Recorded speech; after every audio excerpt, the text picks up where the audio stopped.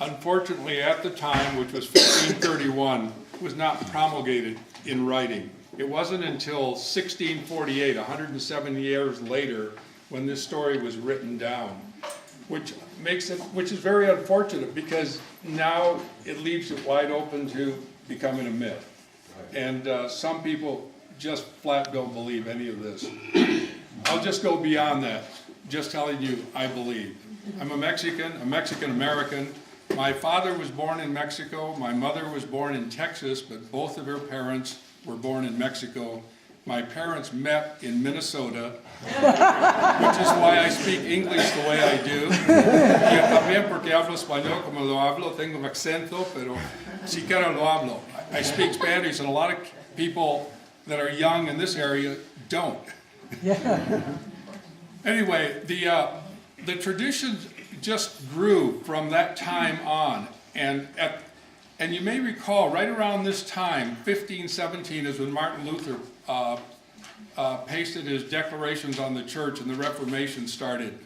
Well, this was kind of the counter-Reformation, because for all of the Catholic Christians that were lost in Europe at that time, they were gained in the New World. So the Catholic population around the world pretty much stayed the same. They were just different people.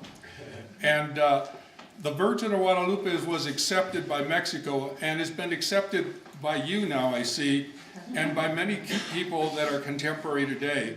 Yesterday down in Naco, we had a communion service, because Father Godfrey had 3 masses yesterday, so I did a communion service down in Naco.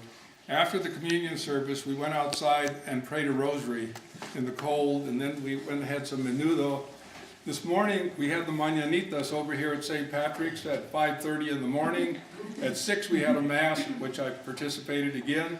Then I went down and had some more menudo. So when I walked in today and was asked if I wanted something to eat, I said, no, thank you. I'm trying to stay Delgado. For those of you who don't know what that means, in English, that means slim, slender, skinny, thin.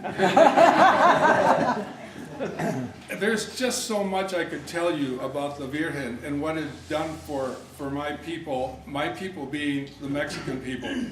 The Mexican people have a really great devotion to the Virgin of Guadalupe, and that has just been strengthened over the years. And one of the effects of what the Virgin has done for the people of Mexico is the people that are coming up here are bringing the Virgin to other churches. There's the Evangelical Lutheran Church in America and the Episcopal Church, which has churches that are now named the Virgen de Guadalupe. There's some churches in the Midwest and in the East that have that name. There's a professor at the University of Notre Dame. He's a Lutheran, whose name is Johnson, I believe.